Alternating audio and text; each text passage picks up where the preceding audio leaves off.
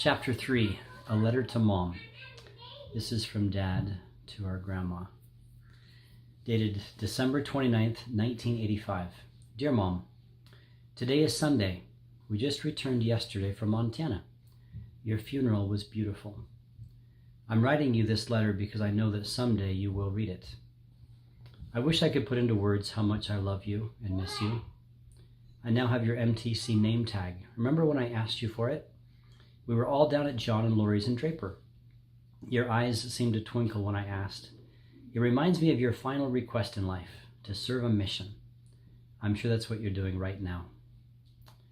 I get such a lonely and sad feeling when I think of how you struggled with your illness at the MTC and how hard it was for you and Dad as other couples left for the mission field and you and Dad stayed behind. It was especially hard for me when I came to see you at John and Lori's, your first night there. You remember? You were lying on the bed, so swollen with fluid and so uncomfortable. It was then and there that it really came to me that you were going to leave us. I remember you looking forward to Thanksgiving Day. You asked the Lord to give you one more happy day with your family. You wanted to play games so bad. We've had so many hours as a family playing games in the evenings. It seems like it started years ago with Uno. Thanksgiving was great, wasn't it? The Lord seemed to lift you. You even ate a lot. We played some card game, I forget which one. Anyway, the loser had to do dishes, and everyone rotated except you and I. We didn't lose a hand. You were so happy, your eyes so bright and happy.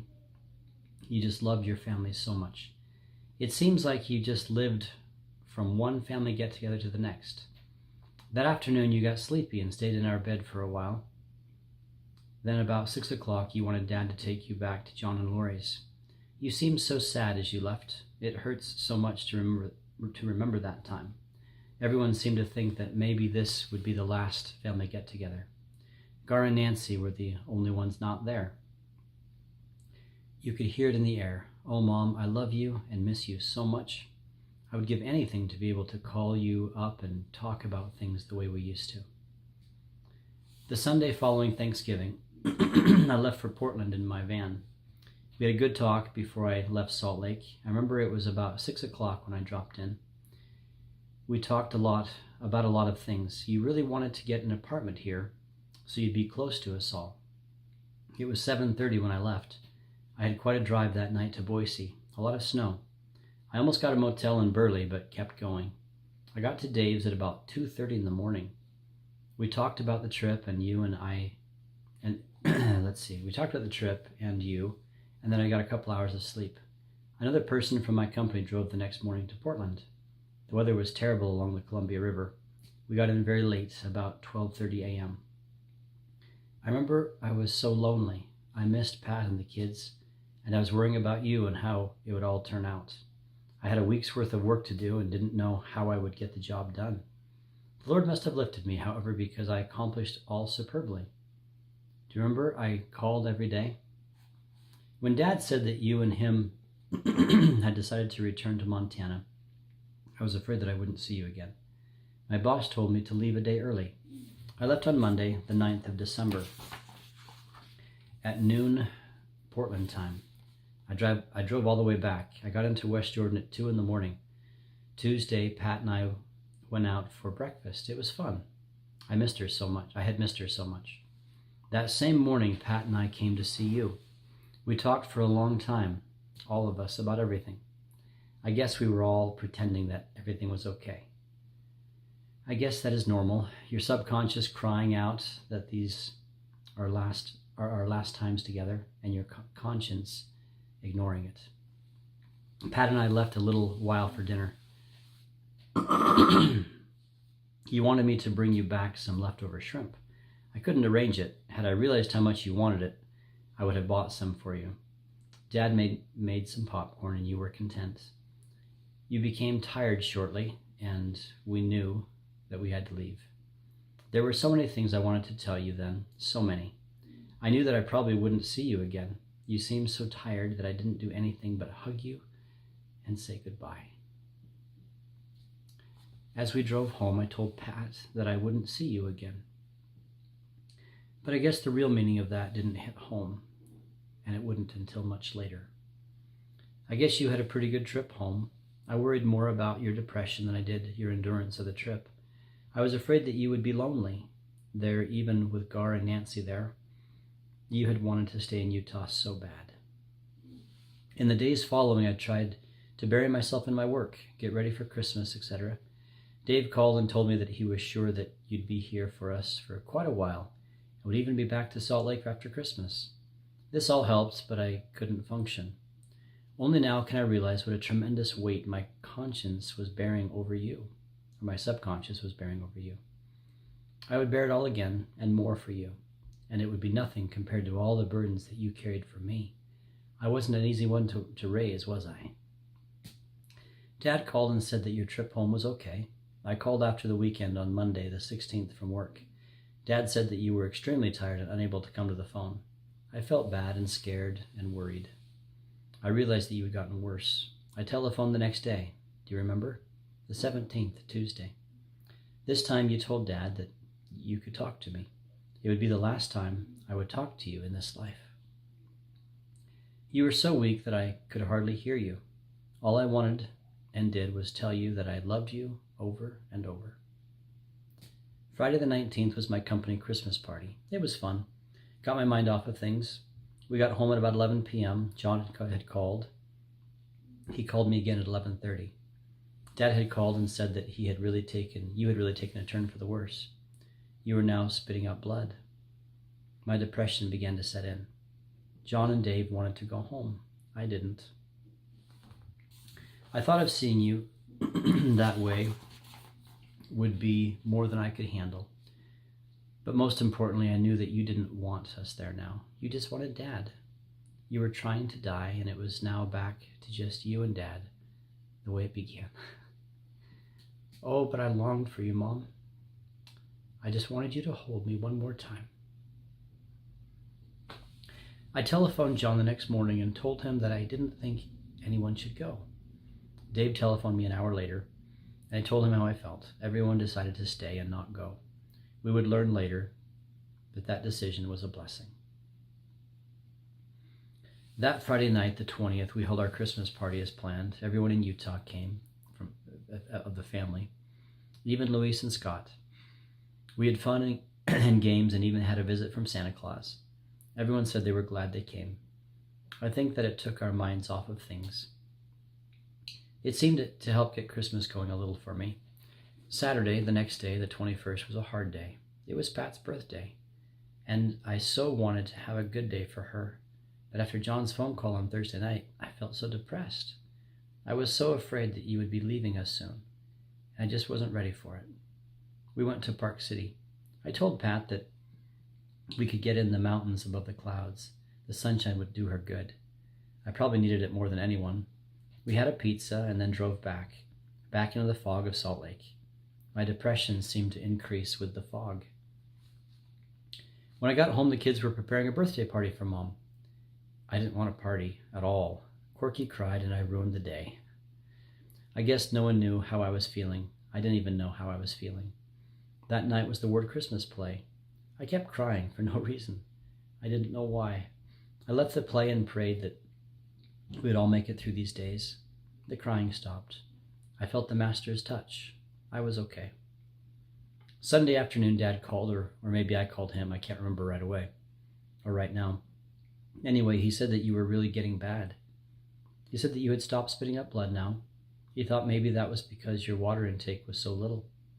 I guess you just weren't eating anything. It was the first time that Dad really talked about you dying.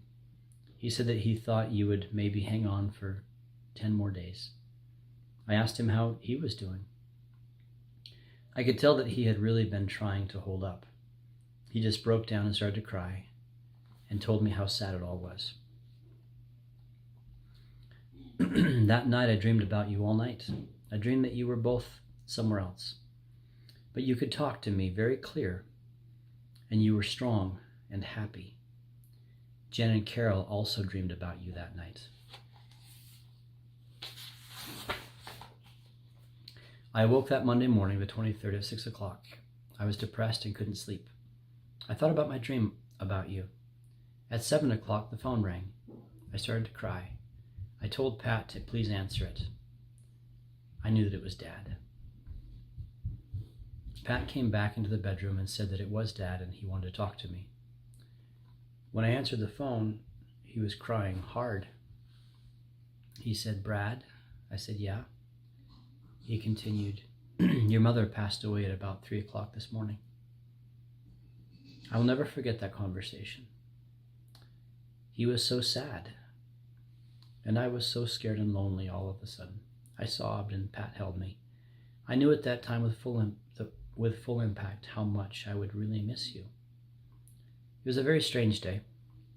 All the sisters and brothers said so. I guess we were all in shock. It just didn't seem possible. I went into work. One of the salesmen was happy. His wife had a baby that morning at 2 a.m. I guess you two passed along the way. And so it is, and so is life. Christmas Day came and passed. It seemed like it was something that I just wanted to get through. It turned out reasonably well, but we found that it was getting late in the evening and we weren't packed or ready to leave for home the next morning. To make it worse, Lindsay was awfully sick, and Pat didn't know whether we should have to stay or not. I was so afraid of having to go alone. I needed Pat so much at this time. The next morning, the 26th, we woke early. We were to meet Dave and everyone at the Kmart in Bountiful at 6 a.m. Pat fed Lindsay. She didn't hold her food down. We decided to take our own car. I gave Lindsay a blessing, and we hoped for the best. At 6:40 a.m., we met Dave, Linda, Val, Steve, Randy, Carol, Jan, and Mark at Bountiful. Dave and Carol kind of teased me when I got there late. I guess no one was really thinking about what we were going. I guess no one was really thinking about what we were going home. Still, had it all blocked out. The drive home was fun in a way, but I'll never forget how gloomy and terrible I would feel when I would look at all of the cars ahead of us, Val, Steve, Dave, etc., and think of all the times we trekked home to be together. But this time it was so different. I miss you so much, Mom, and love you, and will always remember all that you gave. We stopped along the way at Idaho Falls to eat. Pat had brought some turkey sandwiches too. Everyone else had hamburgers at McDonald's. We gave Jan and Mark some of our sandwiches. They seemed hungry. Jan's baby was sick, Jordan. He had everything that Lindsay had. When we got to Missoula, the caravan had kind of broken up. Val and Steve had gone on. Dave and Linda stopped at the mall, and Jan and Mark were a little behind us. I had the strongest urge to go to the funeral home in town on the way to home to see you, but I guess I just couldn't accept it all yet. As we drove into the place, sweet, lonely memories of you filled my heart. Everything seemed to remind me of you, but it all seemed different. Everything seemed to be missing you, and somehow I knew that this place would never be the same again. Dorothy and Jean arrived at the same time as us. Some of our brothers and sisters were already there. As we came into the house, the memories of you were so strong. Pat kept saying that it was like you were still there, and she expected you to come around the corner at any time. Dad and I shook hands, and he seemed to be holding up okay. There was a lot of family there, and he was doing okay. You know how Dad is. It just seemed like you should have been there for this get-together. Maybe you were. I remember thinking that you would have so loved to have been there. I think that maybe you were. Everyone kind of mingled for a while. Grandma Reagan arrived with Naomi and Dale. She missed you so much.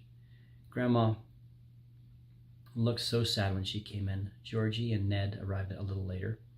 Dave and Linda arrived and said that they had stopped off at the funeral home. I asked Dad how late they would stay open. I suddenly wanted to see you so bad. Gar said that he would come, and John wanted to. So did Jan. Carolyn and Valerie just couldn't. Dad called the funeral home to keep it open, and we all got into Dave's car and went into St. Ignatius.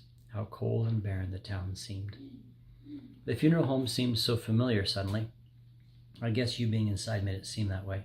I remember it being almost like a dream, still not realizing that you had left us and wouldn't be coming back. We all walked in, and as I entered, I could see you lying there in the chapel room. I remember how impossible it all seemed as I walked up to you. You looked so beautiful. I guess Karen Anderson had done your hair. It really looked good. I had the most warm feeling come over me. I could feel your spirit close. Suddenly I just couldn't face the fact that you were gone. I guess you remember me crying and leaving the room. Pat came in and sat by me. It hurt so much to know that you were gone. I missed you so much and wished that I had spent more time with you in the last days. Oh, Mom. Always remember how much I love you. I was so blessed to have been in this family. We really all went through a lot of things on that little farm. It just seems that it all happened so fast. Things will never be the same there again. Gar came into the room and put his hand on my head. He was crying. He told Pat that you had said that it would be the hardest on him and me.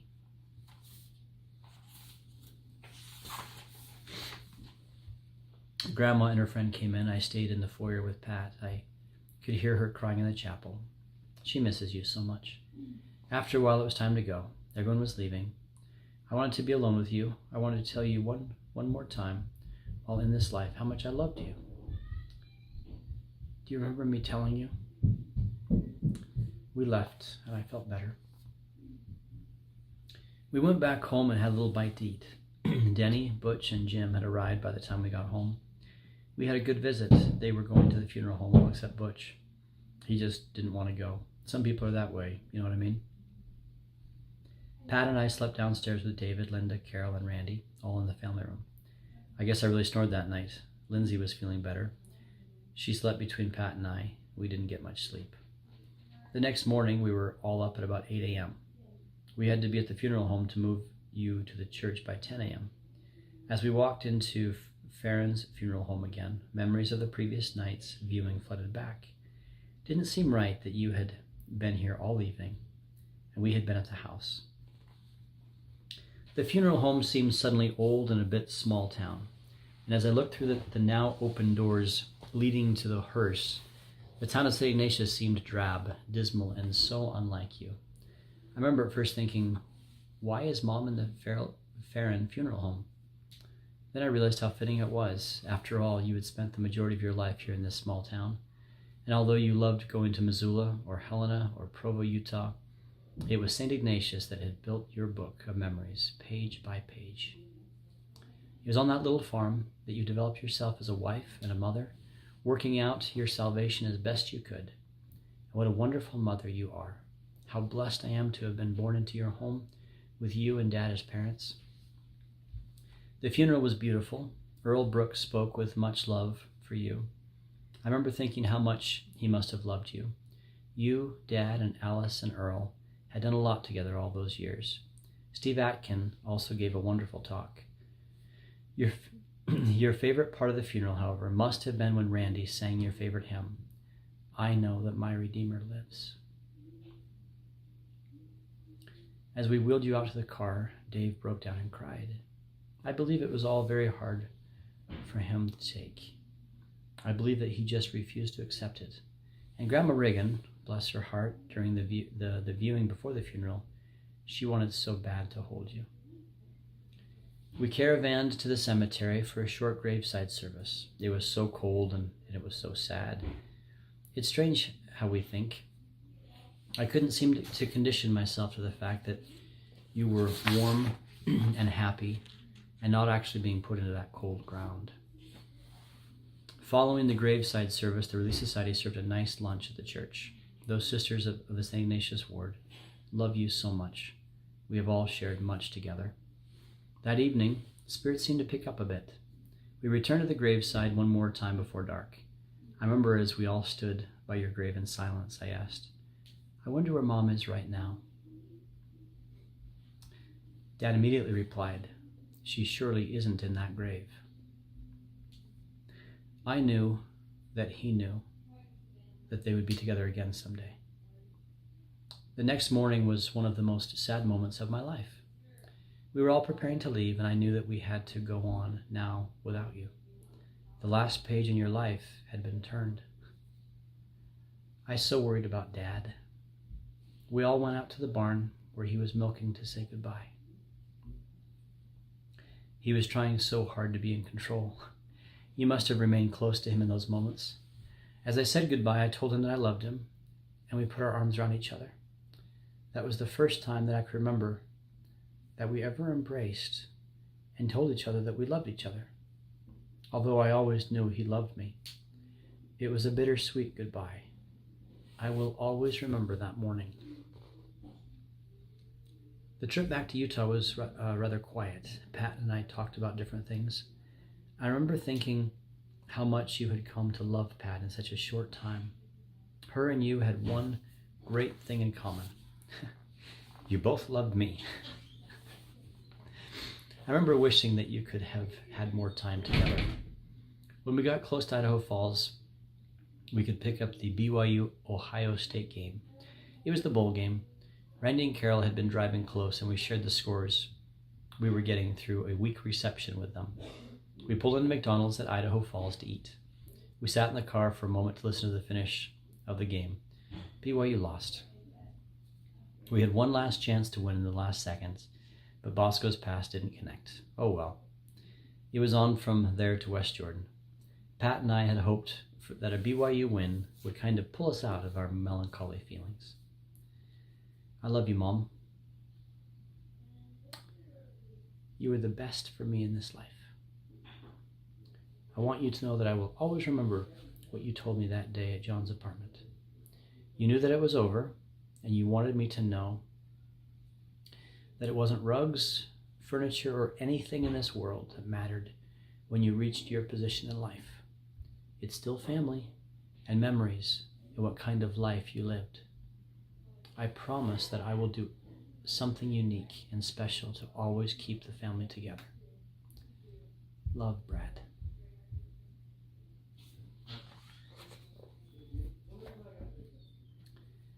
I missed one thing, the final picture.